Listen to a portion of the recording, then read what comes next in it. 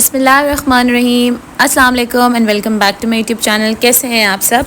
तो जी आज का जो ब्लॉग है वो डे टू इवनिंग रूटीन जो है उसका ब्लॉग है। ये शॉर्ट ब्लॉग है और सबसे पहले तो हम लोग यहाँ से शुरू करते हैं। ये जी सुबह का टाइम था, यहाँ पे मुझे पार्सल रिसीव हुआ था सफ़ायर से। ये मैंने उनकी जो सफ़ायर की जो भी सेल लगी हुई थी वहाँ से ऑर्डर किए थे कुछ मैट्स और कुशन्स।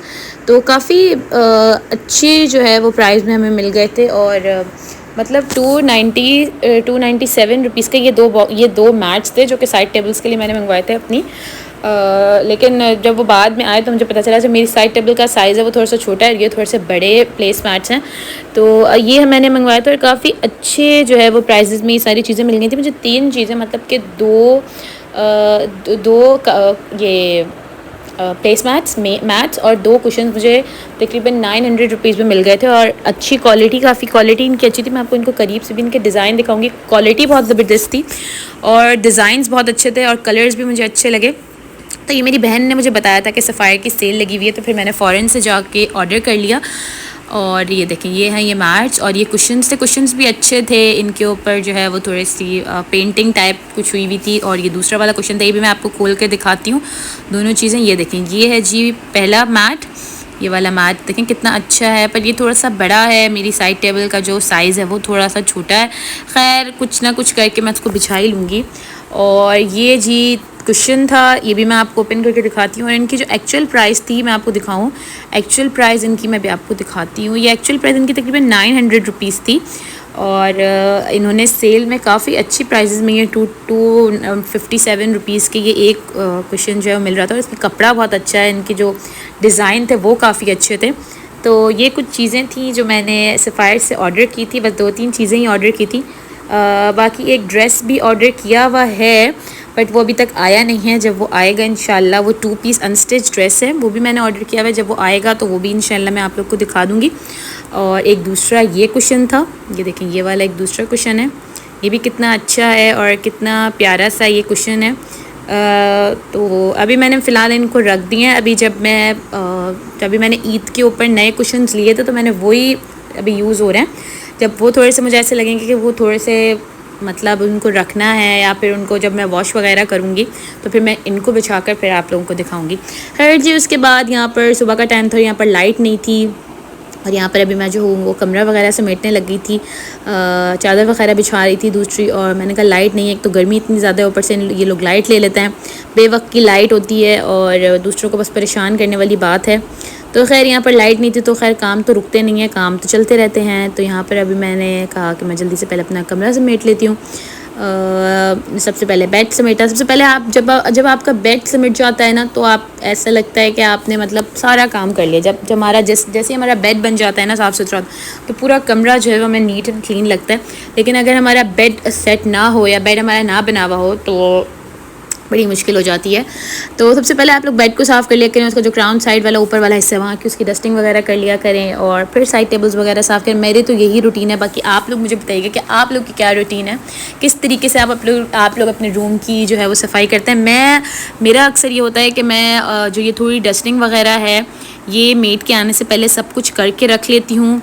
और मतलब जब मैं चादर वगैरह बिछाती हूँ, जब रूम सेट करती हूँ तो ये सब कुछ मैं जो हूँ वो अच्छी तरीके से साफ़ कर लेती हूँ।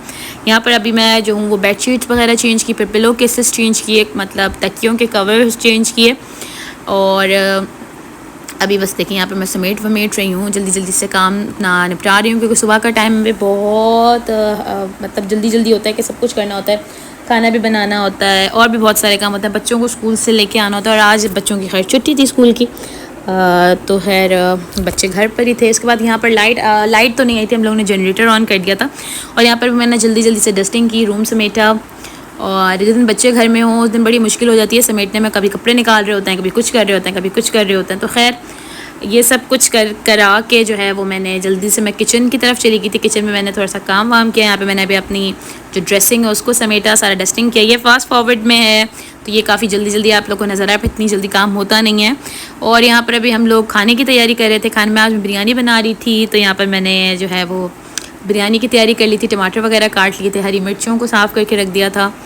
तो यहाँ पर बस अभी हम लोग चीज़ें वगैरह जो है, और यहाँ पर अभी बिरयानी के साथ साथ मैं यहाँ पर दाल भी बना रही थी, क्योंकि हमारे अंकल के लिए, जो मेरे ससुर हैं, उनके लिए दाल वगैरह मैं बना रही थी। यहाँ पर जल्दी जल्दी से मैंने बर्तन धोए और बास्केट में से जो है वो बर्तनों को समेट के रखा।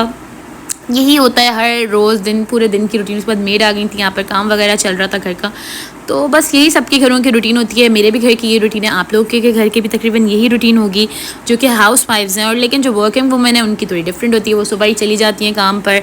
हमारा जो काम है, हम एज अ हाउस वाइफ हमारा पूरा घर का काम होता है। हालांकि हमारे साथ हेल्पर भी हैं, सब कुछ है, लेकिन फिर भी घर में बहुत बहुत ज़्यादा काम होता है। जो लोग ये कहते हैं ना कि घर के तो कोई काम ही नहीं है, वो बिल्कुल गलत कहते हैं। घर के बहुत ज़्यादा काम होते हैं यार, घर के बहुत काम होते हैं।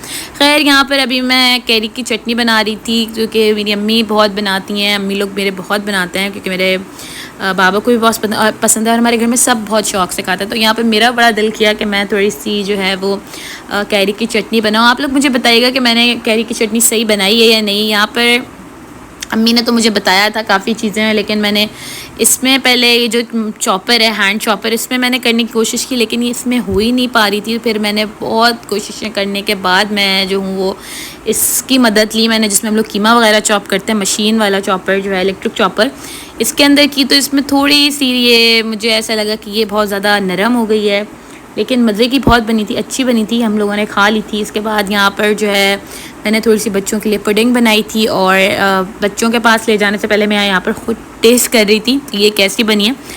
और इसके साथ साथ बिरयानी भी बन चुकी थी। चलें जी, बस यहीं तक था मेरा आज का ये छोटा सा व्लॉग। अगर आप लोगों को मेरे व्लॉग्स अच्छे लगते हैं तो मेरे चैनल को सब्सक्राइब कर दें, लाइक और शेयर ज़रूर करें। आऊँगी एक और नई मज़ेदार सी वीडियो के साथ, तब तक के लिए अल्लाह हाफ़िज़।